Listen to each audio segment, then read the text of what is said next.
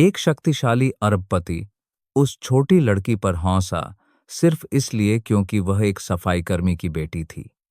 पूरा हॉल भी उसके साथ हौंस पड़ा, लेकिन ठीक 1 मिनट बाद किसी के मुंह से एक शब्द भी नहीं निकला। वह छोटी लड़की आगे बढ़ी, उसने अपना मुंह खोला और हर कोई सन्न रह गया। क्या हुआ था? क्यों एक साधारण सी दिखने वाली बच्ची ने पूरे अभिजात वर्ग को सिर झुकाने पर मजबूर कर दिया? यह कहानी आपको किसी भी इंसान के बारे में अपनी गलत धारणाओं पर फिर से सोचने पर मजबूर कर देगी। हर सोमवार की सुबह जब सूरज की पहली किरणें राठौड़ टावर्स की 40वीं मंजिल की कांच की खिड़कियों को छूती थीं, तभी लक्ष्मी अपना रोका सफाई का काम शुरू करती थी। वह ज्यादा बात नहीं करती थी, उसके कदम एक लय में चलते थे।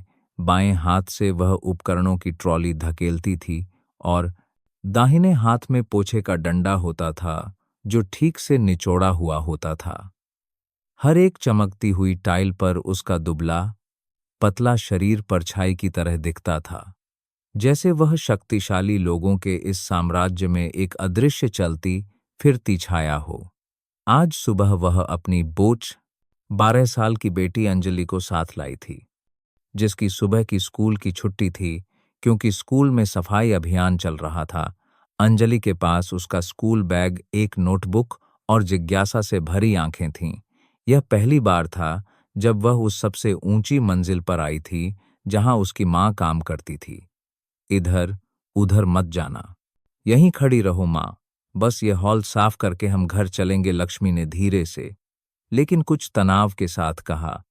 अंजलि ने सिर हिलाया और दीवार के पास बैठ गई। उसकी आंखें लगातार महंगी तेल चित्रों, सही कोण पर रखे कांच के फूलों के गुलदस्तों से लेकर उस लाल कालीन तक घूम रही थीं, जो चेयरमैन विक्रम सिंह राठौर के सोने की परत चढ़े लोगों वाले कांच के दरवाजे के सामने बिछा था।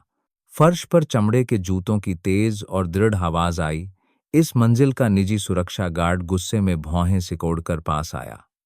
लक्ष्मी जी, आप नियम जानती हैं, यहां परिवार के सदस्यों को लाना मना है, खासकर बच्चों को। लक्ष्मी ने सिर झुका लिया, उसकी आवाज धीमी हो गई। यह बस थोड़ी देर चुपचाप बैठेगी, मैं सफाई खत्म करके इसे घर ले जाऊंगी। गार्ड ने अंजलि की ओर देखा और कठोर आवाज में कहा, इस बच्ची को लाल कालीन को छूने मत देना, यह रास्ता सिर्फ कार्यकारी बोर्ड के लिए है। अंजलि ने सिर उठाया, कुछ कहना चाहा, लेकिन लक्ष्मी ने धीरे से सिर हिलाकर मना कर दिया।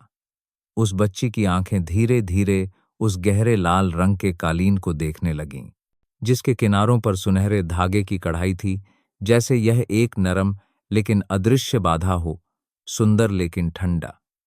कांच का दरवाजा खुला और विक्रम सिंह राठौर बाहर निकले। उन्होंने गहरे नीले रंग के वेस्टकोट के नीचे सफेद शर्ट पहनी थी और उनकी आस्तीन से स्विस घड़ी झोंक रही थी। उन्हें चिल्लाने की जरूरत नहीं थी, उनकी एक नजर ही पूरे गलियारे को शांत करने के लिए काफी थी। वह सीधे कालीन पर से गुजरे, उनके जूतों से कोई आवाज नहीं आई। लक्ष्मी और अंजलि को देखकर वह रुक गए। यह तुम्हारी भड़प बेटी है? लक्ष्मी ने सिर झुकाया। जी साहब, आज इसकी छुट्टी थी, मैं इसे कहीं छोड़ नहीं सकती थी, इसलिए। श्री राठौर अंजलि की ओर मुड़े, उनकी आंखों में एक अजीब सी दिलचस्पी थी। दिखने में तो तेज लगती हो। कौन सी क्लास में पढ़ती हो? छठी सरकारी स्कूल में या प्राइवेट सरकारी स्कूल में साहब? उन्होंने सिर हिलाया और अपनी जेब में हाथ डालकर समय के साथ पीले भूरे पड़ चुके कुछ पुराने कागजों का एक बंडल निकाला। क्या तुम यह पढ़ सकती हो? अंजलि ने सिर उठाकर देखा। वह अलग अलग लिपियों में हाथ से लिखी एक पुरानी पांडुलिपि की नकल थी। एक हिस्सा प्राचीन संस्कृत में था, दूसरा पाली जैसा लग रहा था, और फिर कुछ अजीब प्रतीक थे जो उसने अपनी पाठ्य पुस्तकों में कभी नहीं देखे थे। मैंने यह पांडुलिपि हाल ही में एक नीलामी से खरीदी है। 6 प्राचीन भाषाएं। यहाँ के पीएचडी वाले भी इसे देखकर सिर हिला देते हैं। तुम कोई अक्षर पहचान सकती हो? उनकी आवाज में थोड़ा मजाक और थोड़ी उम्मीद थी। अंजलि ने एक पन्ना लिया, उसकी उंगलियां स्याही के हर अक्षर पर धीरे धीरे फीं। यह प्राचीन संस्कृत है। यह पंक्ति मनुष्य के धर्म के बारे में बताती है और यह हिस्सा प्राचीन पाली लिपि जैसा है। इसके बगल में मध्ययुगीन ब्राह्मी लिपि के अक्षर हैं। गलियारे की हवा जैसे थम सी गई। श्री राठौर ने अपनी भौहें चढ़ाईं। उनके पीछे खड़े कुछ सहायक सांस रोके हुए थे। गार्ड हैरान था। उसे समझ नहीं आ रहा था कि हौंसे या चुप रहे। तुमने यह सब कहाँ से सीखा? मैंने लाइब्रेरी में सीखा है साहब। वहाँ प्रोफेसर शर्मा हैं जो पुरानी अरबी सिखाते हैं। वह पहले एक विश्वविद्यालय में प्रोफेसर थे, अब ऑटो रिक्शा चलाते हैं। गुप्ता मैडम ने मुझे प्राचीन संस्कृत सिखाई। वह पहले दिल्ली में लेक्चरर थीं। मैंने किताबों से, ऐप से और उन अंकल आंटी से भी सीखा है जो पहले अनुवादक थे और अब रिटायर हो चुके हैं। विक्रम सिंह राठौर जोर से हंसे। उनकी हंसी उस बंद जगह में बिजली की तरह गूंजी। यह लड़की तो कमाल की है, तो तुम कितनी भाषाएं बोल सकती हो? अंजलि ने बिना किसी हिचकिचाहट के जवाब दिया। 9। श्री राठौर ने सिर हिलाया, हाथ बांध लिए। बहुत बढ़िया। तो अगर मैं तुमसे इस हिस्से का अनुवाद करने को कहूं तो क्या तुम करोगी? मैं कोशिश करूंगी। लेकिन अगर आप इसे नहीं पढ़ सकते तो आपको दूसरों पर भी नहीं हंसना चाहिए जो इसे नहीं पढ़ सकते। इस वाक्य ने उस भीड़ भरे गलियारे में एक अजीब सी खामोशी ला दी। लक्ष्मी के पोछे से पानी की एक बूंद सफेद पत्थर के फर्श पर गिरी, जिसकी आवाज सुई गिरने जैसी लगी। लक्ष्मी ने सांस रोक ली। उसकी आंखें बड़ी हो गईं। गार्ड ने श्री राठौर की ओर देखा, जैसे आदेश का इंतजार कर रहा हो। विक्रम सिंह राठौर ने उस बच्ची को देखा। उनकी आंखें इतनी तेज थीं जैसे किसी का ऑपरेशन कर रही हों, लेकिन एक पल के लिए उनमें एक अस्पष्ट सम्मान और रुचि की एक किरण दिखाई दी। उन्होंने बस हाथ हिलाया। तुम्हारा नाम क्या है? अंजलि। ठीक है अंजलि, मैं तुम्हारे अनुवाद का इंतजार करूंगा, लेकिन सिर्फ मनोरंजन के लिए सपने मत देखना। यह मंजिल तुम जैसे लोगों के लिए नहीं है। अंजलि ने कोई जवाब नहीं दिया। वह बस लाल कालीन को देखकर अपनी मां की ओर पीछे हट गई। लेकिन उस पीछे हटने वाले कदम से कुछ बदलना शुरू हो गया था। कालीन पर नहीं, बल्कि एक ऐसे सिस्टम के भीतर जो अचल माना जाता था। कहानी किसी शानदार हार से शुरू नहीं हुई। यह लाल कालीन पर एक दाग और एक बच्चे के उसे साफ करने के लिए पास आने की हिम्मत से शुरू हुई। उस अजीब सुबह के एक हफ्ते बाद अंजलि अपनी मां के साथ राठौर टावर्स लौटी। मुंबई की धूप इतनी तेज थी कि कंपनी के गेट के सामने लगे पत्थर भी भाप बनते दिख रहे थे। लेकिन अंजलि के लिए आज का दिन अलग था। वह सिर्फ इसलिए मां के साथ नहीं आई थी क्योंकि स्कूल की छुट्टी थी। वह एक मकसद से आई थी। लिफ्ट में ऊपर जाते समय लक्ष्मी लगातार अपनी बेटी को देख रही थी।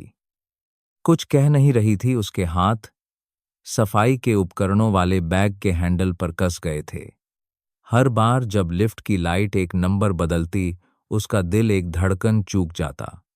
उसने अपनी बेटी को इतना शांत कभी नहीं देखा था, खासकर चेयरमैन विक्रम सिंह राठौर के साथ उस बातचीत के बाद, उस आदमी से जिसका सामना इस पूरी इमारत में कोई नहीं करना चाहता था। फिर भी अंजलि ने यह काम इतनी शांति से किया था कि डर लग रहा था। 40वीं मंजिल, दरवाजा खुला, फर्श क्लीनर की जानी पहचानी गंध, भूरी लकड़ी की महक, एयर कंडीशनर की ठंडक और एक अदृश्य तनाव की गंध। अंजलि पहले बाहर निकली। उसने अपना स्कूल बैग टांग रखा था, लेकिन पढ़ने के लिए नहीं बल्कि प्रस्तुत करने के लिए। उसके अंदर उस अनुवाद की एक साफ सुथरी प्रिंटेड कॉपी थी जिसे लिखने में उसने पूरा हफ्ता लगाया था। 6 भाषाएं, हर हिस्से के नीचे हिंदी में अनुवाद और स्पष्ट नोट्स थे। उसने लाइब्रेरी में 3 लोगों, प्रोफेसर शर्मा, गुप्ता मैडम और मेनन मैडम से इसकी समीक्षा करवाई थी। हर कोई अपने क्षेत्र का विशेषज्ञ था। एक अकादमिक स्मृति जिसे इस दुनिया ने भुला दिया था, आज एक बच्चे के हाथों में सिमट आई थी। मीटिंग रूम का दरवाजा खुला था। एक आंतरिक बैठक चल रही थी। मेज के चारों ओर 1 दर्जन से ज्यादा लोग सूट पहने बैठे थे। हर किसी के पास एक लैपटॉप था। कुछ लोग टैबलेट पर तेजी से स्वाइप कर रहे थे। बड़ी स्क्रीन पर तिमाही मुनाफे का एक चार्ट था, जिसमें नीली, लाल और नारंगी रेखाएं दिल की धड़कन के चार्ट की तरह ऊपर नीचे हो रही थीं। विक्रम सिंह राठौर मेज के सिरे पर बैठे बोल रहे थे। उनकी आवाज एक समान और तीखी थी, जिसमें बिना चिल्लाए सत्ता का एहसास था। जब उन्होंने अंजलि को अंदर आते देखा तो लगभग सारी आवाजें बंद हो गईं। माहौल बदल गया। क्या बात है? उन्होंने पूछा। आवाज में गुस्सा नहीं था, लेकिन वह उस तरह की तरह तेज थी। अंजलि आगे बढ़ी, थोड़ा सिर झुकाया। मैं वह अनुवाद लाई हूं जो आपने मांगा था। पूरा कमरा चौंक गया। कुछ लोगों ने इस बच्ची को पहचान लिया, कुछ फुसफुसाए कि यह लक्ष्मी सफाई वाली की बेटी है। वह बच्ची 9 भाषाएं बोलती है। विक्रम सिंह राठौर ने हाथ हिलाया। ठीक है, मैं देखता हूं इस बच्ची ने क्या अनुवाद किया है। अगर किसी को शक है तो यहीं पर जांच कर लो। उन्होंने अपना हाथ आगे बढ़ाया। अंजलि ने प्रिंटेड कॉपी दी। उन्होंने एक एक पन्ना पलटा। उनकी आंखें तेजी से पढ़ रही थीं, लेकिन तीसरे पन्ने पर उनकी उंगलियां धीमी हो गईं। प्राचीन संस्कृत की एक पंक्ति का अनुवाद था, सत्ताधारी वह नहीं है जो सबसे ऊंची आवाज में बोलता है, बल्कि वह है जो सबसे अच्छा सुनता है। कमरे में एक व्यक्ति हंसा। कितनी घिसी पिटी दार्शनिक बात है। अंजलि उस व्यक्ति की ओर मुड़ी। पुरानी है, लेकिन अभी तक किसी ने इस पर अमल नहीं किया, इसीलिए इसे दोहराने की जरूरत है। वह व्यक्ति चुप हो गया। विक्रम सिंह राठौर ने सिर उठाया। क्या तुम अभी इसका एक हिस्सा पढ़ सकती हो सबके सामने? अंजलि ने सिर हिलाया। मैं मूल पाठ पढ़ूंगी और फिर सीधे अनुवाद करूंगी। उसने फोटोकॉपी की हुई पांडुलिपि खोली। उसने पहला हिस्सा प्राचीन संस्कृत का पैराग्राफ खोला। उसकी आवाज साफ साफ गूंजी। लहजा उतना ही मजबूत था जितनी 1000 साल पहले सूखी स्याही। मेज के चारों ओर बैठे बड़े लोग गंभीर होने लगे। अब कोई हंस नहीं रहा था, कोई कंप्यूटर पर टाइप नहीं कर रहा था। अंजलि ने अनुवाद शुरू किया। राष्ट्र पर शासन करने की कला चाबुक या सोने की जंजीरों में नहीं है, बल्कि इस बात में है कि नेता सबसे निचले व्यक्ति में भी प्रकाश कैसे देखता है। विक्रम सिंह राठौर चुपचाप बैठे रहे। उनके हाथ मेज पर थे। उनकी उंगलियों के जोड़ धीरे धीरे हिल रहे थे, जैसे वह कोई मूक संगीत बजा रहे हों। अंजलि ने दूसरा हिस्सा पुरानी अरबी का पढ़ना जारी रखा। उसने हर शब्द का स्पष्ट उच्चारण किया और फिर उसका अर्थ समझाया। इस बार यह विनम्रता के बारे में था कि कैसे सत्ता अगर करुणा के साथ न हो तो दुरुपयोग बन जाती है। हर बार जब अंजलि सिर उठाती, उसकी आंखों में अहंकार नहीं, सिर्फ शांति होती थी। जैसे वह कुछ साबित नहीं कर रही थी, बस सही बात कह रही थी। संस्कृत के एक हिस्से पर आकर वह थोड़ी धीमी हो गई। एक मुश्किल शब्द था। उसने भौहें सिकोड़ी। मुझे माफ करना, मैं अभी भी इस शब्द की संरचना का विश्लेषण करना सीख रही हूं। इसका मतलब आंतरिक जागृति हो सकता है, लेकिन यह स्रोत की ओर वापसी की यात्रा भी हो सकता है। कोई हौसला नहीं जिस पुट की ओर वापसी है, जिसका मतलब है। मुश्किल शब्द था। तरह से वह रुकी, अपनी कमी को स्वीकार किया और फिर विश्लेषण करना जारी रखा। उसने कमरे में बैठे लोगों को शर्मिंदा कर दिया। विक्रम सिंह राठौर कुर्सी पर पीछे झुक गए। उन्होंने अनुवाद की कॉपी मेज पर रख दी। वह तुरंत कुछ नहीं बोले। लक्ष्मी, जो अब तक दरवाजे पर खड़ी थी, उसके हाथ में अभी भी पोछे का डंडा था। उसकी आंखें लाल हो गई थीं। इसलिए नहीं कि उसकी बेटी इतनी होशियार थी, बल्कि इसलिए कि जीवन में पहली बार उसने देखा कि उसकी बेटी को सुना जा रहा है। मेरा एक सवाल है। अंजलि ने धीरे से लेकिन दृढ़ता से कहा, क्या आप मूल पांडुलिपि पढ़ सकते हैं? विक्रम सिंह राठौर ने सिर उठाया, पूरा कमरा सांस रोके हुए था। नहीं, उन्होंने जवाब दिया, ईमानदारी से। तो फिर जब दूसरे नहीं पढ़ सकते तो आप क्यों हंसे? उन्होंने भौहें सिकोड़ी। एक दूसरे व्यक्ति ने बीच में कहा, यह लड़की बदतमीजी कर रही है। विक्रम सिंह राठौर ने हाथ उठाकर उसे चुप रहने का इशारा किया और सीधे उस बच्ची को देखा। तुम सही हो। एक छोटी सी स्वीकारोक्ति, लेकिन कॉरपोरेट संस्कृति में खासकर सर्वोच्च पद पर यह पत्थर की मेज पर कील ठोकने जैसी भारी थी। अंजलि ने सिर हिलाया, लेकिन उसमें कोई जीत का भाव नहीं था। मैं यहां किसी को हराने या किसी से बेहतर बनने नहीं आई हूं, उसने कहा। मैं सिर्फ यह चाहती हूं कि मेरी मां को उनके नाम से बुलाया जाए और मुझ जैसे बच्चों को सीखने, सुनने और देखने का अधिकार मिले, बिना इस ऊंची मंजिल पर छिपकर आए। पूरा कमरा सन्न रह गया। जिन लोगों ने सोचा था कि यह सिर्फ एक मजाक है, उन्हें शर्मिंदगी महसूस होने लगी। विक्रम सिंह राठौर ने चारों ओर देखा और सिर हिलाया। ठीक है, अब मैं आधिकारिक तौर पर माफी मांगता हूं। लक्ष्मी जी, उन्होंने अंजलि की मां की ओर रुख किया। मैंने आपकी बेटी के सामने आपका अपमान करके गलती की, और मैंने पिछले 8 सालों में कभी आपका नाम न पूछकर भी गलती की। मैं आपसे माफी मांगता हूं लक्ष्मी जी। आखिरी 3 शब्दों में उनकी आवाज भारी हो गई। लक्ष्मी ने कुछ नहीं कहा, लेकिन उनका शरीर सीधा हो गया।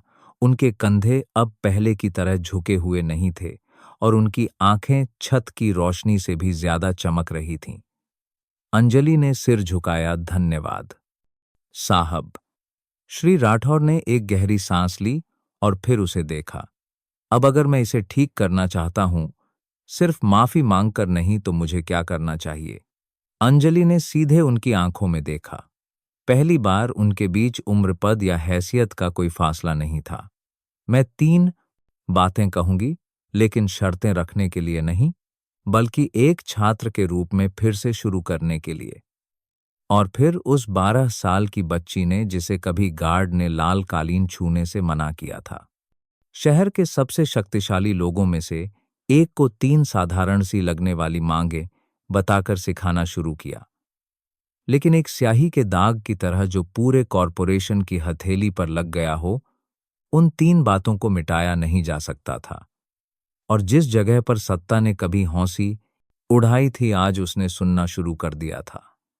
अगली दोपहर मुंबई के एक भीड़ भरे इलाके के एक छोटे से किराए के कमरे में अंजलि आधी खुली खिड़की के पास बैठी थी।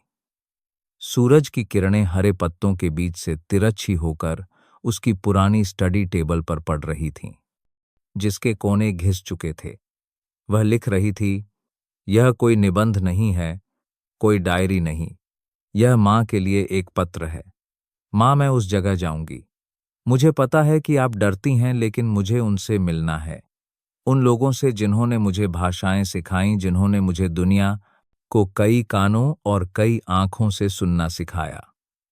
उसने पत्र को मोड़ा और मां के तकिए के नीचे रख दिया।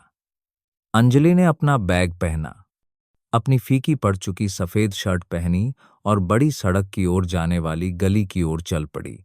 कोई नहीं जानता था कि उसकी मंजिल शहर की पुरानी लाइब्रेरी थी, जिसे आजकल के ज्यादातर छात्र पुराना या उबाऊ कहते थे, लेकिन अंजलि के लिए वह एक पवित्र स्थान था। वह जगह जहां वह 3 सबसे अजीब लोगों से मिली थी। प्रोफेसर शर्मा, जो कभी प्राच्य अध्ययन विभाग में लेक्चरर थे, लेकिन अव्यावहारिक होने के कारण निकाल दिए गए थे। मेनन मैडम, संयुक्त राष्ट्र की पूर्व अनुवादक, जो अब अकेली अपनी अरबी दस्तावेजों के ढेर के साथ रहती थीं। और गुप्ता मैडम, एक दृष्टिहीन महिला जो जापानी, इतालवी और जर्मन ऐसे बोलती थीं जैसे वह उनकी मातृभाषा हो। वह सिर्फ धन्यवाद कहने नहीं आई थी, वह एक सवाल लेकर आई थी।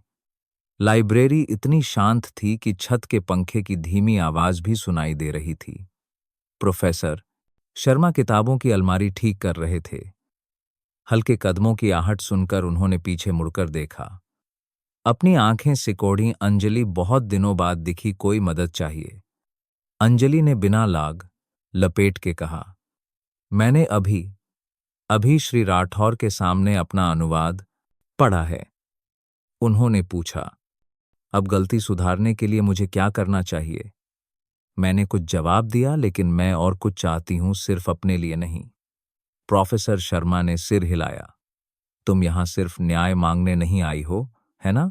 तुम ये बदलना चाहती हो कि वे तुम्हारी मांग बर्दी के हाजिब है। जैसे लोगों को, हम जैसे लोगों को, उन लोगों को कैसे देखते हैं जिन्हें ऊंची मंजिलों में कदम रखने का मौका नहीं मिलता। गुप्ता मैडम किताबों की अलमारी के पीछे से प्रकट हुईं, जैसे उन्होंने बातचीत की लय को महसूस कर लिया हो। यह बच्ची सही कह रही है, उन्होंने एक नरम आवाज में कहा। चेयरमैन विक्रम जैसे व्यक्ति को वास्तव में बदलने के लिए कुछ माफी के शब्दों से काम नहीं चलेगा, उसे शर्मिंदगी का एहसास कराना होगा, डर का नहीं। लेकिन कैसे? अंजलि ने तीनों को देखा। मैं तो बस एक बच्ची हूं। और उसी बच्ची ने अभी अभी एक पूरे बोर्डरूम को चुप करा दिया। मैनन मैडम दस्तावेजों का एक बंडल हाथ में लिए पास आईं। क्या तुम जानती हो, इतिहास में बड़े बदलावों की शुरुआत करने वाले अक्सर वे लोग होते हैं जिनके पास खोने के लिए कुछ नहीं होता। अंजलि चुप रही। प्रोफेसर शर्मा आगे आए, उन्होंने उसके सामने एक फाइल रखी। यहाँ कुछ ऐसे अंश हैं जिनका अनुवाद अभी तक कोई नहीं कर पाया है या गलत किया गया है। कुछ प्राचीन तिब्बती में हैं, कुछ पुरानी पहाड़ी बोलियों में। कोशिश करो, अगर तुम कर सको तो उसे दे देना। क्या वह पढ़ेंगे? नहीं, लेकिन उन्हें इसका मतलब समझने के लिए तुम्हारी मदद लेनी पड़ेगी, और तभी तुम अपनी शर्तें रख सकती हो। अगर आप सच में समझना चाहते हैं तो आपको इस लाइब्रेरी में आना होगा। आपको उन लोगों की बात सुननी होगी जिन्हें भुला दिया गया है। अंजलि के दिमाग में एक विचार कौंधा। यह बदला नहीं था, बल्कि एक दिशा परिवर्तन था, नीचे आने का एक निमंत्रण। वह शाम तक लाइब्रेरी में रुकी। पीली बत्तियां जल रही थीं, पन्ने पलटने की सरसराहट और पुराने प्रिंटर की सांस फूलने जैसी आवाज आ रही थी। अंजलि मेहनत से काम कर रही थी। वह गूगल से नहीं, बल्कि कागजी किताबों से, हाथ से लिखे नोट से और उन बूढ़े लोगों की यादों से खोज रही थी जो 3 पीढ़ियों की शिक्षा प्रणालियों से गुजरे थे। उस रात जब वह घर पहुंची तो मां सो चुकी थी। अंजलि ने उन्हें परेशान नहीं किया। वह लेट गई। उसके दिमाग में अभी भी अजीब अक्षर घूम रहे थे, लेकिन वह जानती थी कि कल वह 40वीं मंजिल पर वापस जाएगी, प्रदर्शन करने के लिए नहीं, बल्कि एक प्रस्ताव रखने के लिए। सोमवार की सुबह बिना किसी बुलावे, बिना किसी अपॉइंटमेंट के अंजलि एक असली कर्मचारी की तरह इमारत की लॉबी में दाखिल हुई। इस बार गार्ड्स ने उसे नहीं रोका। उन्होंने धीरे से सिर झुकाया। उस लड़की के बारे में अफवाहें जो 9 भाषाएं जानती है और जिसने चेयरमैन को माफी मांगने पर मजबूर कर दिया, ग्राउंड फ्लोर तक फैल चुकी थीं। लोग उसे उसके नाम से बुलाने लगे थे। लिफ्ट 40वीं मंजिल पर खुली, लेकिन इस बार मीटिंग रूम में जाने के बजाय उसने चेयरमैन के निजी कार्यालय का दरवाजा खटखटाया। अंदर आ जाओ, उनकी आवाज आई। विक्रम सिंह राठौर अकेले बैठे थे। मेज पर कॉर्पोरेट दस्तावेज नहीं, बल्कि अजीब भाषाओं के प्रिंटआउट थे, वही जो अंजलि ने अनुवाद किया था। उन्होंने सिर उठाया। थोड़े हैरान, तुम फिर आ गईं। इस बार एक प्रस्ताव लेकर आई हूं। उन्होंने भौहें चढ़ाई। मैं चाहती हूं कि आप उस लाइब्रेरी में आएं जहां मैं पढ़ती हूं। 3 लोगों से मिलें, हर एक की एक कहानी है। वे ऐसे लोग हैं जिन्हें सिस्टम से बाहर कर दिया गया है, लेकिन वे ऐसी चीजें सिखाते हैं जो स्कूल नहीं सिखाते। विक्रम सिंह राठौर ने अपनी ठुड्डी पर हाथ रखा। किस लिए? ताकि आप सुने जैसे मैंने कभी सुना था, ताकि आप दुनिया को रिपोर्टों के माध्यम से नहीं, बल्कि असली इंसानों के माध्यम से देखें। वह काफी देर तक चुप रहे। किसी ने कभी उनसे ऐसा करने को नहीं कहा था। किसी ने कभी उन्हें विनती करने या मजबूर करने के बजाय आमंत्रित नहीं किया था। मैं आऊंगा, लेकिन एक शर्त पर। मैं उन्हें तुम्हें पढ़ाते हुए देखना चाहता हूं, यह जानने के लिए कि तुम आज जैसी क्यों बनी हो। अंजलि ने सिर हिलाया। ठीक है। और यह पहली बार था जब श्री विक्रम सिंह राठौर ने एक ऐसी जगह पर कदम रखने के लिए सहमति दी जो शानदार नहीं थी, जिसमें चमड़े की कुर्सियां नहीं थीं, लाल कालीन नहीं था, लेकिन जो उन्हें छोटा महसूस करा सकती थी। उस शाम अंजलि लाइब्रेरी लौटी। तीनों बूढ़े शिक्षक पहले से ही इंतजार कर रहे थे। मेज पर 3 कुर्सियां थीं। एक श्री राठौर के लिए, वह व्यक्ति जो सोचता था कि उसके पास सब कुछ है। बाकी 2 किसी और के लिए थीं जो शुरू से सीखने की हिम्मत रखता हो। कहानी खत्म नहीं हुई थी, यह तो बस शुरू हुई थी। एक वर्ग का उलटफेर लाल कालीन पर एक दाग से शुरू हुआ और एक सफाई कर्मी की बेटी की दुनिया के बारे में सुनने के लिए जमीन पर उतरने की यात्रा पर समाप्त हुआ। सुबह का उजाला होते ही एक काली चमकदार मर्सिडीज चुपचाप उस छोटी सी सड़क पर मुड़ी जो पुरानी सिटी लाइब्रेरी की ओर जाती थी। कोई हॉर्न नहीं, कोई काफिला नहीं, कोई अंगरक्षक नहीं। विक्रम सिंह राठौर खुद गाड़ी चला रहे थे, धूप का चश्मा पहने और एक साधारण सफेद शर्ट में, जो अखबारों में दिखने वाली उनकी शक्तिशाली चेयरमैन की छवि से बिल्कुल अलग थी। वह रुके, कार से उतरे और लाइब्रेरी के गेट पर लगे जंग खाए बोर्ड को देखने लगे। एक इतना पुराना बोर्ड कि शायद कितने ही लोग बिना पढ़े ही गुजर गए होंगे। लेकिन आज वह रुके, ज्ञान पदवी को नहीं देखता, केवल सुनने वाले हृदय को देखता है। विक्रम सिंह राठौर ने एक लंबी सांस ली। उस वाक्य में कुछ ऐसा था जिसने उन्हें झकझोर दिया। कई सालों में पहली बार उन्हें लगा कि वह एक ऐसी जगह पर आए हैं जहां पैसा लोगों को सिर झुकाने पर मजबूर नहीं करता। अंजलि पहले से ही इंतजार कर रही थी, टूटी फूटी ईंटों की सीढ़ियों के पास खड़ी थी। उसने झुककर नमस्ते नहीं किया, बस धीरे से सिर हिलाया, एक शांत सम्मान जिसमें कोई डर नहीं था। अंदर आइए साहब। लाइब्रेरी के अंदर इतनी शांति थी कि फर्श की टाइलों पर कदमों की हल्की गूंज भी सुनाई दे रही थी। तीनों शिक्षक एक गोल लकड़ी की मेज के चारों ओर बैठे थे। मेज पर एक मोटी घिसी पिटी किताब और उनके लिए एक खाली कुर्सी रखी थी। नमस्ते श्री राठौर, प्रोफेसर शर्मा ने कहा। उनकी आवाज गहरी और शांत थी।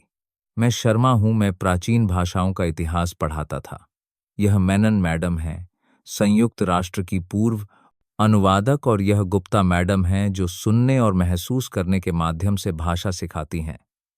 विक्रम सिंह राठौर ने धीरे से सिर हिलाया और खाली कुर्सी पर बैठ गए।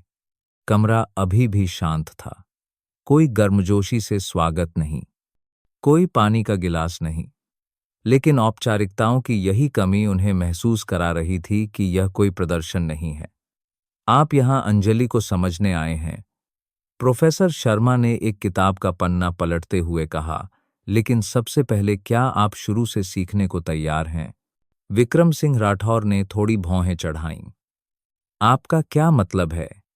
गुप्ता मैडम मुस्कुराईं। कुछ भाषाएं बोलने के लिए नहीं, बल्कि महसूस करने के लिए होती हैं। हम चाहते हैं कि आप उस पहले पाठ का अनुभव करें जो अंजलि ने 3 साल पहले सीखा था। उन्होंने उनके सामने एक सफेद कागज रखा जिस पर 4 अजीब प्रतीक थे।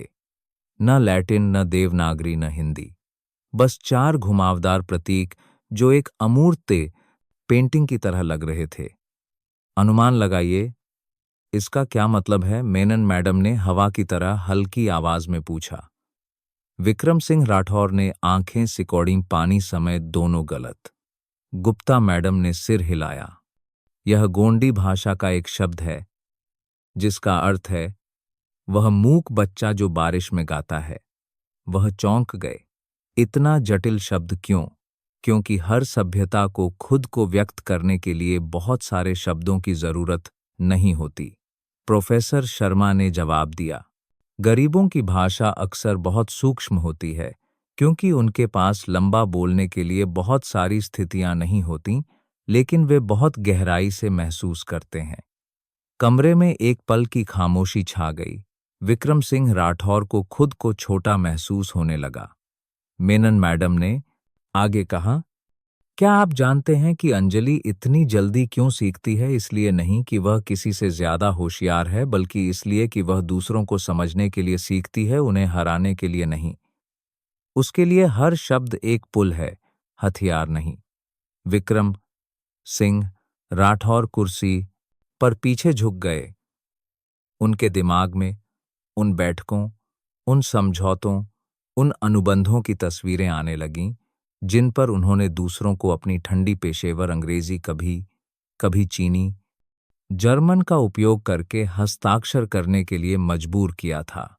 लेकिन उन्होंने हमेशा भाषा का उपयोग एक हथियार के रूप में किया था।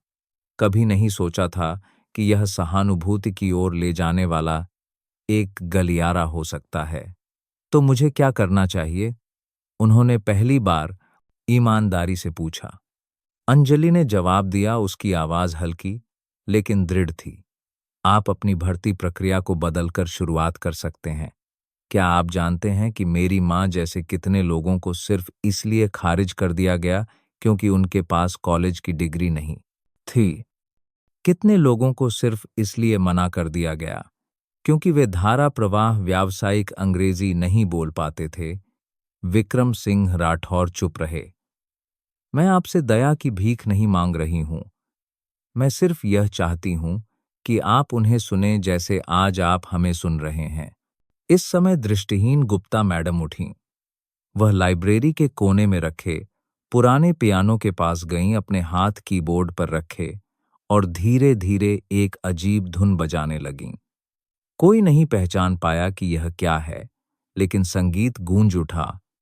हर नोट एक अनकही याद को खींच रहा था। जब संगीत समाप्त हुआ तो उन्होंने कहा, यह एक प्राचीन भील लोरी है बिना शब्दों के, क्योंकि भील माँ का मानना था कि उनका बच्चा दिल से समझेगा। पूरा कमरा शांत था। विक्रम सिंह राठौर ने सिर झुका लिया। जीवन में पहली बार उन्हें लगा कि उन्हें पाठ्यक्रम से नहीं बल्कि भावनाओं से सिखाया जा रहा है। वह उठे और अंजलि की ओर मुड़े। क्या तुम मेरे लिए एक भाषण लिखने में मदद कर सकती हो? उन्होंने पूछा। एक भाषण पूरी कंपनी के लिए, एक ऐसा भाषण जिसमें नेतृत्व की भाषा नहीं बल्कि तुम्हारी माँ की भाषा हो। अंजलि ने सिर हिलाया, लेकिन इस बार उसकी आंखों में नरमी थी। जरूर, लेकिन आपको इसे बिना किसी मंच के जोर से पढ़ना होगा। विक्रम सिंह राठौर कई सालों में पहली बार हल्के से मुस्कुराए। कहाँ? अंजलि ने जवाब दिया। मजदूरों के बीच, जहां मेरी माँ जैसे किसी ने कभी हर एक टाइल को साफ किया था। उस शाम विक्रम सिंह राठौर चुपचाप लाइब्रेरी से निकले। वह कोई कागज, कोई अनुबंध, कोई बैठक का एजेंडा नहीं ले गए। केवल एक नोटबुक और एक धुन जो उनके दिमाग में रह गई थी। उन लोगों का बिना शब्दों का गीत जिन्हें वह पहले आवाजहीन समझते थे।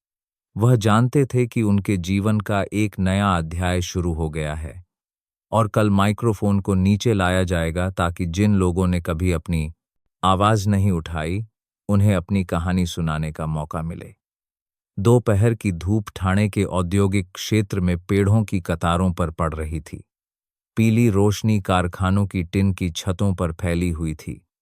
मशीनों की गूंज और तेल की जानी पहचानी गंध के बीच उस छोटे से मैदान में कुछ असामान्य हो रहा था, जो आमतौर पर केवल व्यायाम या आपातकालीन बैठकों के लिए उपयोग किया जाता था। एक लकड़ी का मंच बनाया गया था, जिसमें कोई विज्ञापन बैनर नहीं था, कोई चमकीला लोगो नहीं था। बस हाथ से लिखा एक बोर्ड था, भुला दी गई आवाजों को सुनना। मजदूर चारों ओर बिखरे हुए खड़े थे, जिनमें ज्यादातर महिलाएं और युवा थे। वे फुसफुसा रहे थे, अनिश्चित थे कि वे किसका इंतजार कर रहे हैं।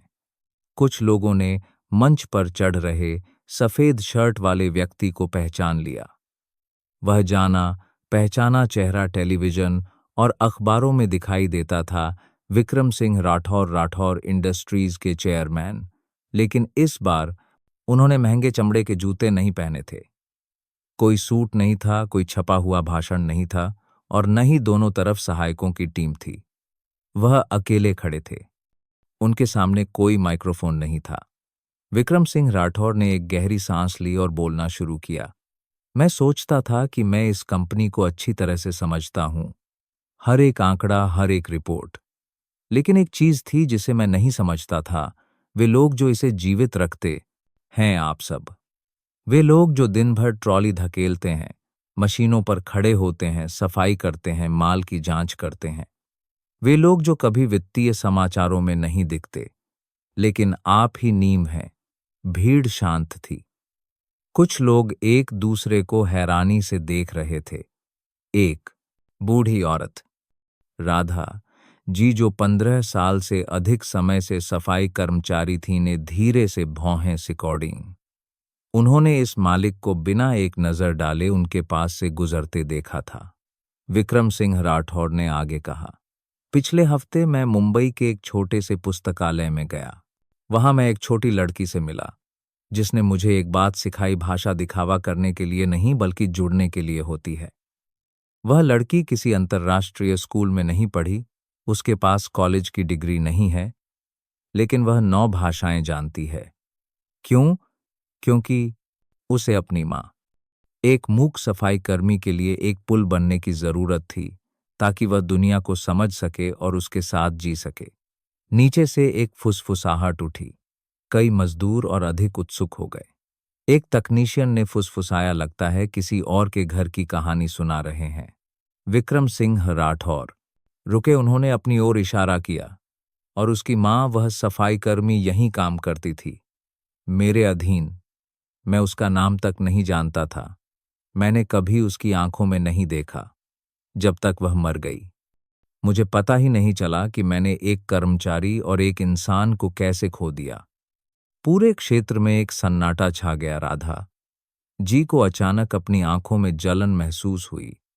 माफी के शब्दों के कारण नहीं, बल्कि इसलिए कि उन्होंने कभी किसी मालिक को सभी मजदूरों के सामने अपनी गलती स्वीकार करते नहीं सुना था। विक्रम सिंह राठौर लकड़ी के मंच से नीचे उतरे। वह धीरे धीरे भीड़ के बीच चले गए। मैं रणनीति या दिशा के बारे में बात नहीं करूंगा। मैं यहां सुनने आया हूं। अगर आप में से किसी को कुछ कहना है, किसी किसी को कुछ कहना है, भी भाषा में तो कहिए। माइक्रोफोन की जरूरत नहीं है। हम एक दूसरे को सबसे करीबी दूरी से सुनेंगे। खामोशी। फिर एक डरपोक हाथ उठा। यह एक युवा लड़की थी, छोटे कद की, पुरानी फीकी वर्दी पहने हुए। वह आगे बढ़ी, विक्रम सिंह राठौर के सामने खड़ी हुई। उसकी आवाज कांप रही थी। मेरा नाम प्रिया है, मैं पैकिंग विभाग में हूं। पिछले साल मुझे बीमार बच्चे की देखभाल के लिए 3 दिन की छुट्टी लेने पर निकाल दिया गया था।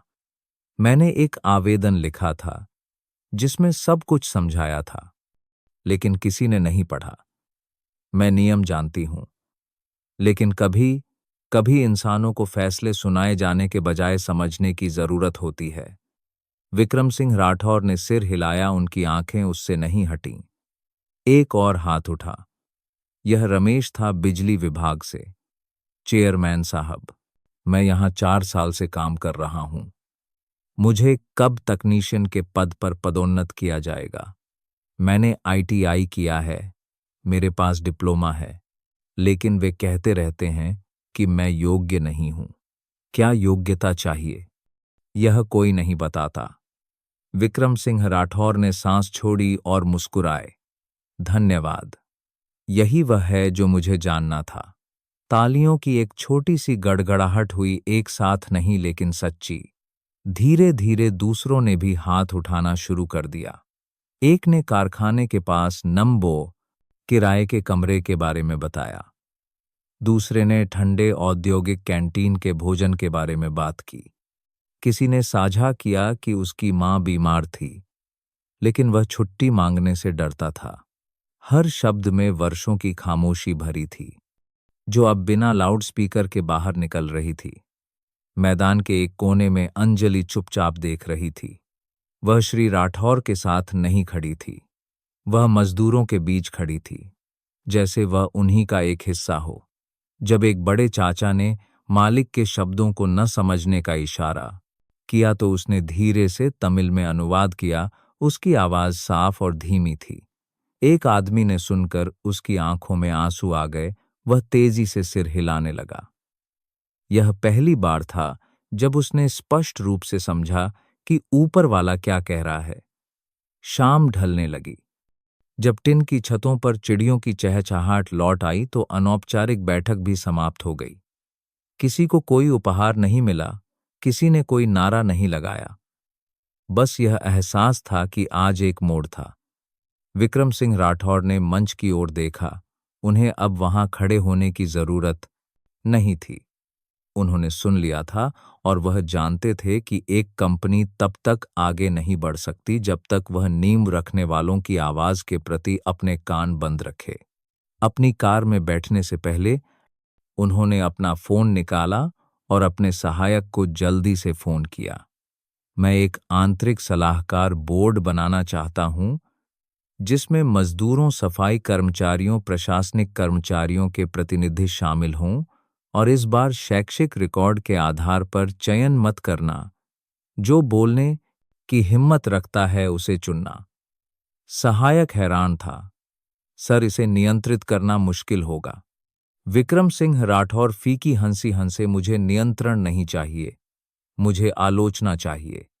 फोन काटने के बाद उन्होंने अंजलि को दूर खड़े देखा।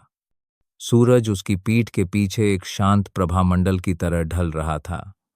उसने हाथ नहीं हिलाया, बस धीरे से सिर हिलाया। पहली बार उन्हें लगा कि उन्हें माफ किए जाने की जरूरत नहीं है, बस सही दिशा में चलते रहने की जरूरत है। और उस यात्रा में कोई माइक्रोफोन नहीं होगा, केवल सच्चे कदम और सुनने वाले कान होंगे। मुंबई में देर शाम को मूसलाधार बारिश हुई, जिससे औद्योगिक क्षेत्र के पास किराए के घरों के पीछे की छोटी गली और भी गीली और ठंडी हो गई। पानी धाराओं में बह रहा था, अपने साथ पत्ते और कचरा ले जा रहा था। एक 12 वर्ग मीटर के कमरे में एक पीली रोशनी वाले बल्ब के नीचे अंजलि फर्श पर झुकी बैठी थी। उसके सामने पुरानी फाइलों का एक ढेर था जो उसने अभी अभी राठौर इंडस्ट्रीज के मानव संसाधन विभाग से मांगा था। उन्हें पाना आसान नहीं था। उसे एक शोध पत्र लिखने का बहाना बनाना पड़ा। साथ ही ठाणे में श्री राठौर के भाषण से मिली थोड़ी विश्वसनीयता ने लोगों को पिछले 3 वर्षों में नौकरी छोड़ चुके या निकाले गए श्रमिकों के संग्रहित रिकॉर्ड देखने की अनुमति देने के लिए राजी किया। उसने एक एक फाइल खोली। उसकी आंखें नामों पर टिकी थीं। नौकरी छोड़ने की तारीख नीली स्याही से जल्दबाजी में लिखे गए कारण, बिना अनुमति के 3 दिन की छुट्टी, टीम लीडर के आदेश का उल्लंघन, सुरक्षा प्रक्रियाओं का पालन न करना। हर कागज पर बस कुछ पंक्तियां थीं, लेकिन उनके पीछे पूरी जिंदगी थी जिसे किनारे कर दिया गया था। वह यह बात किसी से भी बेहतर जानती थी। उसकी मां का नाम भी इसी तरह एक भावहीन पंक्ति से काट दिया गया था। एक फाइल ढेर से गिरकर खुल गई। फाइल के ऊपरी कोने में लगी पासपोर्ट आकार की तस्वीर एक जाना पहचाना चेहरा था। उसकी मां सावित्री देवी। वह सन्न रह गई। उसकी मां की फाइल यहां ठंडे आंकड़ों के बीच पड़ी थी और नीचे लाल स्याही में एक नोट था। नौकरी छोड़ दी, कारण संवाद करने में असमर्थ, टीम के प्रदर्शन पर प्रभाव। अंजलि का दिल जैसे सिकुड़ गया। उसने फाइल के कोने पर अपना हाथ रखा जहां एक बैंगनी स्याही का धब्बा एक मुहर से फैल गया था। उसे यकीन नहीं था कि यह स्याही का धब्बा था या किसी के गुस्से का जिसने इसे जोर से मारा था। वह संवाद करने में असमर्थ शब्दों को घूरती रही। उसे वे पल याद आए जब उसकी मां ने अपने हाथों से शिफ्ट सुपरवाइजर को समझाने की कोशिश की थी। यह बताने की कोशिश की थी कि उसकी पीठ में दर्द है, उसे कुछ घंटों के आराम की जरूरत है, लेकिन कोई नहीं समझा। और फिर उन्होंने मान लिया कि उसकी मां बहाना बना रही है। उसने अगला पन्ना पलटा, वेतन पर्ची। सावित्री का नाम एक भूत की तरह चुपचाप दिखाई दिया। उसने हर महीने की जांच की जब तक कि उसे पता नहीं चला कि जिस आखिरी महीने उसकी मां ने काम किया था उसका वेतन लगभग 60% काट लिया गया था। कोई विशेष कारण नहीं बताया गया था। दरवाजे पर एक खटखटाहट ने अंजलि को चौंका दिया। यह गार्ड था, जिसका नाम किशन था, जो उसकी मां के साथ रात की शिफ्ट में काम करता था। मैंने सुना कि कोई पुरानी फाइलें मांग रहा है। मुझे लगा कि तुम ही होगी। तुम्हें याद है मां का आखिरी संदेश? उसने पूछा। उसके हाथ में एक फीका पड़ चुका लिफाफा था। अंजलि ने सिर हिलाया। लिफाफा लेते समय उसके हाथ कांप रहे थे। उसने इसे कभी नहीं पढ़ा था। उसकी मां ने इसे किशन को अपनी मृत्यु से एकटू से लाया दिन पहले दिया था, यह कहते हुए कि अगर किसी दिन बच्ची काफी मजबूत हो जाए तो उसे दे देना। उसने पत्र खोला। मां की नरम झुकी हुई लिखावट सामने आई। बेटी, अगर किसी दिन तुम कुछ ऐसा कर सको जिससे मां जैसे लोगों को इंसान के रूप में देखा जाए, न कि सिर्फ एक श्रमिक संख्या के रूप में, तो करना। उनसे गुस्सा मत करना। वे बुरे नहीं हैं, बस उन्हें अलग लोगों को सुनना नहीं सिखाया गया। लेकिन तुम अलग हो, तुम्हारे पास आवाज है, तुम्हारे पास शब्द हैं, उनका इस्तेमाल करना। पत्र ने अंजलि के अंदर भावनाओं की परतों को तोड़ दिया। उसने उसे कसकर पकड़ लिया। उसकी आंखों से आंसू बाहर की बारिश की तरह बह निकले। उसी रात उसने अपना लैपटॉप खोला और टाइप करना शुरू कर दिया। यह कोई शोध पत्र नहीं था, बल्कि एक खोजी रिपोर्ट थी। भुला दी गई आवाजें, राठौर इंडस्ट्रीज के मानव संसाधन प्रणाली से हटाए गए 117 श्रमिकों की कहानियां। उसने हर मामले का हवाला दिया, फाइलें संलग्न कीं और वास्तविक परिस्थितियों का वर्णन किया। एक व्यक्ति को आदेश का पालन न करने के लिए निकाल दिया गया था, जबकि वास्तव में वह अपनी पत्नी को आपात स्थिति में अस्पताल ले जा रहा था। दूसरे को घुटने के गठिया के बावजूद आलसी करार दिया गया था। एक आदिवासी व्यक्ति भी था, जिसे संवाद में कठिनाई के कारण वेतन वृद्धि से वंचित कर दिया गया था। उसने रिपोर्ट कंपनी के आंतरिक ईमेल पर भेजी। विषय था, श्री विक्रम सिंह राठौर को सादर। यदि आप अभी भी परवाह करते हैं। 2 दिनों तक कोई जवाब न मिलने पर उसने सोचा कि सब कुछ फिर से उन हजारों फाइलों की तरह खामोशी में डूब जाएगा। लेकिन तीसरे दिन की दोपहर को उसका फोन बजा। यह एक अज्ञात नंबर था। अंजलि, मैं विक्रम बोल रहा हूं। उनकी आवाज गहरी थी, लेकिन ठंडी नहीं। मैंने पढ़ लिया है और मैं जानता हूं कि मैं असफल रहा हूं। लेकिन अगर तुम में अभी भी धैर्य है तो कल शाम मुझसे 23वीं मंजिल पर मेरे कार्यालय में मिलो। अगले दिन अंजलि उस कमरे में दाखिल हुई जहां उसकी मां को कभी कदम रखने का मौका नहीं मिला था, चेयरमैन का कार्यालय।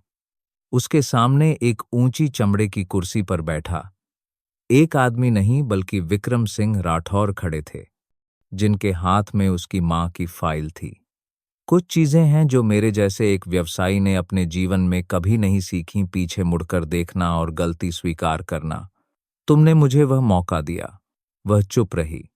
मैं सिर्फ शांत करने के लिए माफी नहीं मांग रहा हूं। मैं पूछना चाहता हूं कि क्या तुम मेरे साथ शुरू से शुरू करने की हिम्मत करोगी, एक कर्मचारी के रूप में नहीं, बल्कि मानव संसाधन सुधार परिषद के लिए एक स्वतंत्र सलाहकार के रूप में। अंजलि हैरान रह गई। मुझे कोई आज्ञाकारी व्यक्ति नहीं चाहिए। मुझे कोई ऐसा व्यक्ति चाहिए जो सवाल करने की हिम्मत करे, उस पुरानी व्यवस्था को उजागर करने की हिम्मत करे जिसे मैं कभी सही मानता था। मुझे उन लोगों की आवाज चाहिए जिनके नाम काट दिए गए थे। बड़ी कांच की खिड़की से एक हल्की हवा आई, जिससे मेज पर कुछ कागज उड़ गए। अंजलि आगे बढ़ी। उसने एक कागज उठाया। यह मानव संसाधन प्रणाली सुधार योजना का पहला चरण था। नीचे के कोने में 2 हस्ताक्षर थे, एक विक्रम सिंह राठौर का और एक खाली जगह उसके हस्ताक्षर का इंतजार कर रही थी। उसने उन्हें देखा और सिर हिलाया, माफ करने के लिए नहीं, बल्कि शुरू करने के लिए। उसके काजरमा साधन प्रणाली सुधार योजना का पहला चरण था। दिल में मां के शब्द गूंज रहे थे, अगर किसी दिन तुम कर सको। और वह दिन आ गया था। मुंबई के ताज होटल का भव्य हॉल जगमगा रहा था। पीली रोशनी, वायलिन का संगीत और कांच के गिलासों की हल्की खनक एक औपचारिक और शक्तिशाली माहौल बना रही थी। आज रात युवा और प्रतिष्ठित उद्यमियों तथा शिक्षा पर अंतर्राष्ट्रीय संगठनों के प्रतिनिधियों के बीच एक संवाद कार्यक्रम था। इस कार्यक्रम को राठौर इंडस्ट्रीज और भारत में स्विस दूतावास ने प्रायोजित किया था। अफवाह थी कि यह पार्टी श्री विक्रम सिंह राठौर के लिए आम श्रमिकों के साथ व्यवहार को लेकर हुई आलोचनाओं के बाद कॉरपोरेट संस्कृति को बदलने की अपनी प्रतिबद्धता दिखाने का एक अवसर था। अंजलि हाथ से कढ़ाई की हुई सफेद साड़ी और हल्के से जूड़े में बंधे बालों के साथ हॉल में दाखिल हुई। उसने ज्यादा मेकअप नहीं किया था, बस हल्का लिपस्टिक और उसकी आंखों में आत्मविश्वास की चमक थी। यह पहली बार था जब वह जनता के सामने एक पूरी तरह से नई भूमिका में दिखाई दे रही थी। राठौर इंडस्ट्रीज के लिए स्वतंत्र मानव संसाधन सुधार सलाहकार। जब वह श्री राठौर के साथ चल रही थी तो लोगों की निगाहें उस पर टिक गईं। उसकी सुंदरता के कारण नहीं, बल्कि उसके शांत लेकिन नजरअंदाज न किए जा सकने वाले व्यक्तित्व के कारण। वे हॉल के बीच में एक बड़ी मेज पर रुके, जहां यूरोपीय शिक्षा कोष की निदेशक श्रीमती हन्ना लो स्मिथ कुछ युवा उद्यमियों से बात कर रही थीं। यह अंजलि हैं, जिनके बारे में मैंने आपको उस दिन बताया था। श्री राठौर ने गर्व भरी आंखों से परिचय कराया। श्रीमती हन्ना ने शिष्टाचारवश मुस्कुराकर अंग्रेजी में नमस्ते किया, लेकिन जब अंजलि ने सटीक जर्मन में जवाब दिया तो उनका चेहरा स्पष्ट रूप से बदल गया। आप जर्मन बोलती हैं? अंजलि हल्के से मुस्कुराई और फ्रेंच, इतालवी, स्पेनिश, रूसी, कोरियाई, जापानी, मंदारिन और तमिल भी। श्री राठौर हंसे, अपने शराब के गिलास को हल्के से हिलाया। 9 भाषाएं। मैंने सोचा था कि यह एक मजाक है। अब मुझे बस बैठकर सुनना है कि वह मुझे कितना पिछड़ा हुआ महसूस कराती है। श्रीमती हन्ना सोच में पड़ गईं। और आपने यह सब कहाँ सीखा? अंजलि ने जवाब दिया, किराए के कमरे में, पार्क में, रात की शिफ्ट में कॉफी बनाते हुए और रेस्तरां में विदेशी ग्राहकों की आवाज से। मैं रिकॉर्ड करती थी, नोट्स बनाती थी, हजारों बार दोहराती थी। मैं कभी विदेश नहीं गई, लेकिन मेरा मानना है कि अगर मैं दुनिया तक नहीं जा सकती तो मुझे दुनिया को अपने पास लाना होगा। यह वाक्य हवा में गूंज गया और फिर पास खड़े एक व्यक्ति, एक पत्रकार की तालियों की आवाज आई। उसी क्षण मंच की रोशनी उनकी मेज की ओर हो गई। एमसी ने घोषणा की, अब समय आ गया है। कृपया श्री विक्रम सिंह राठौर और सुश्री अंजलि को मंच पर आकर उस मानवीय मानव संसाधन कार्यक्रम के बारे में साझा करने के लिए आमंत्रित करें जिसे कंपनी ने हाल ही में शुरू किया है। अंजलि थोड़ी हैरान हुई, लेकिन श्री राठौर बस मुस्कुराए। मैंने कहा था, आज का मंच आपका है। वह ध्यान से देख रही भीड़ के बीच मंच पर चढ़ी। रोशनी के नीचे उसने उन लोगों को देखा जिन्होंने उसे तब नजरअंदाज कर दिया था जब वह एक शानदार पार्टी में वेट्रेस थी। उसने जिज्ञासु और संदिग्ध नजरें भी देखीं। उसने अभिवादन के बजाय एक कहानी से शुरुआत की। जब मैं छोटी थी तो मेरी माँ ने मुझे सिखाया था कि अगर तुम चाहती हो कि लोग तुम्हें सुने तो पहले तुम्हें उन्हें सुनना सीखना होगा। लेकिन जब मैं बड़ी हुई तो मैंने महसूस किया कि बहुत से लोगों को किसी को सुनने की जरूरत नहीं है, क्योंकि उन्हें प्रशंसा सुनने की आदत हो गई है। मैं उस दुनिया में एक अदृश्य व्यक्ति थी। पूरा हॉल सांस रोके हुए था। उसने उस दुर्भाग्यपूर्ण शाम के बारे में बताया जब एक युवा निर्देशक ने सैकड़ों लोगों के सामने उसका मजाक उड़ाया था। उसने एक शांत आवाज में बताया जिसमें कोई कड़वाहट नहीं थी। फिर उसने सीधे उस निर्देशक को देखा। उस दिन आपने कहा था कि अगर मैं वास्तव में 9 भाषाएं जानती हूं तो मैं अभी भी एक वेट्रेस क्यों हूं? उस सवाल ने मुझे खुद से पूछने पर मजबूर कर दिया। अगर मैं अपने मूल्यों के साथ जी रही हूं तो मुझे ऐसी जगह क्यों होना चाहिए जहां कोई इसे नहीं देखता? लेकिन अब मैं आपसे पूछना चाहती हूं, यहां मौजूद सभी लोगों के सामने अगर आप वास्तव में उतने ही मजबूत हैं जितना आप दिखाते हैं, तो आपने कभी सार्वजनिक रूप से माफी मांगने की हिम्मत क्यों नहीं की? पूरा हॉल सन्न रह गया। वह निर्देशक रोहन कपूर खड़ा हो गया। वह भागा नहीं। वह अंजलि के पास आया, माइक्रोफोन लिया। उसकी आवाज भारी और कांप रही थी। अंजलि, मैं बहुत अहंकारी था। मुझे प्रशंसा सुनने की आदत थी, इसलिए जब मैंने किसी ऐसे व्यक्ति को देखा जो मेरे जैसा नहीं था, तो मैंने अपने भ्रम को बचाने के लिए उसका मजाक उड़ाया। मैं न केवल उस दिन के लिए माफी मांगता हूं, बल्कि इसलिए भी कि मैं एक नेता की भूमिका निभा रहा था, जबकि वास्तव में मैं मानवीय मूल्यों के बारे में अंधा था। धन्यवाद कि तुमने अपने घाव को हथियार नहीं बनाया। तुमने मुझे यह सिखाया। तालियों की गड़गड़ाहट हुई। रोहन के पश्चाताप के लिए नहीं, बल्कि दोनों के रवैये के लिए। एक ने गलती स्वीकार करने की हिम्मत की, दूसरे ने माफ करने की। एक ऐसी दुनिया में जहां हर कोई सही होना चाहता है, गलती स्वीकार करने और दूसरों को नई आंखों से देखने का साहस बहुत दुर्लभ है। संगोष्ठी के बाद अंजलि अपने कमरे में लौटी, खिड़की के पास चुपचाप बैठी। बाहर वाहनों का शोर अभी भी था, लेकिन उसके दिल में एक अजीब सी शांति थी। एक चुपचाप काम करने वाली वेट्रेस से एक प्रेरणा स्रोत बनने तक का सफर बहुत उतार चढ़ाव भरा रहा, लेकिन वह जानती थी कि यह सिर्फ शुरुआत है। उसे एक अज्ञात नंबर से एक संदेश मिला। मैं उस नर्स की बेटी हूं जो डॉ. आनंदी जोशी के साथ काम करती थी। मेरी मां ने कहा कि उनके पास उस जगह के बारे में जानकारी है जहां डॉ. जोशी गायब होने से पहले गई थीं। क्या मैं आपसे मिल सकती हूं?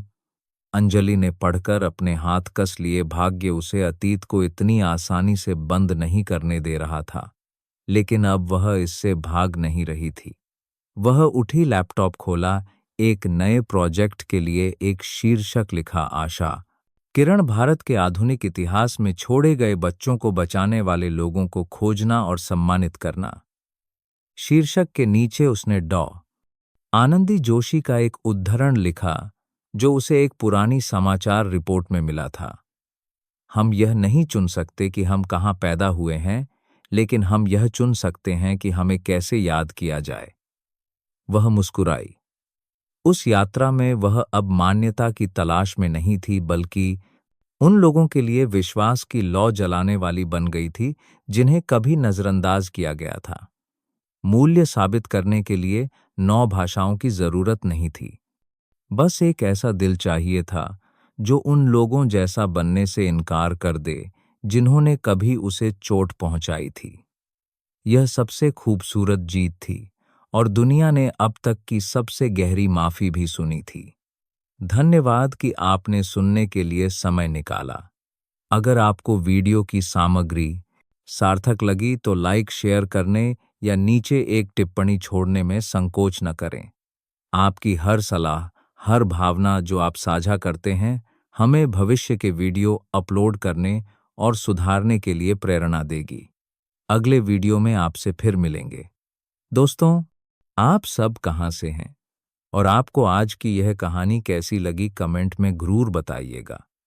मैं ईश्वर से प्रार्थना करता हूं कि आप सब जहां भी रहें हमेशा खुश और सुरक्षित रहें। अगर आपके पास भी कोई ऐसी ही दिलचस्प कहानी है तो उसे हम सब के साथ जरूर साझा करें।